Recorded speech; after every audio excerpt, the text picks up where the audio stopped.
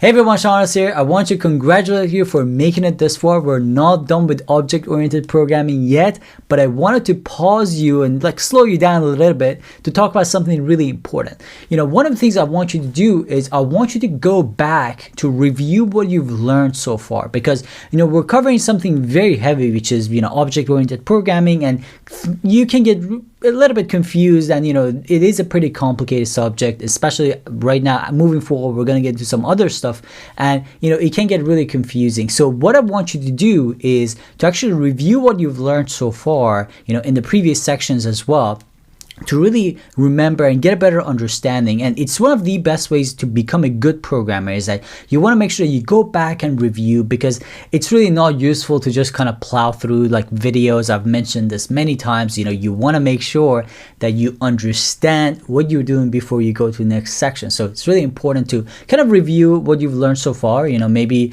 go online and find some practices for object-oriented programming, and challenge yourself to figure stuff out and figure programming problems out and solve them. So it's really important to do that, to challenge yourself. And again, remember to review what you've learned so far from time to time so you don't forget it, and you gotta put it to practice. That's one of the most important things. So just wanted to remind you that. Let's continue, because we have some really more important stuff to talk about, and we're gonna get into some more advanced concepts of object-oriented programming, and how to actually create classes and all sorts of things. All right, so let's continue.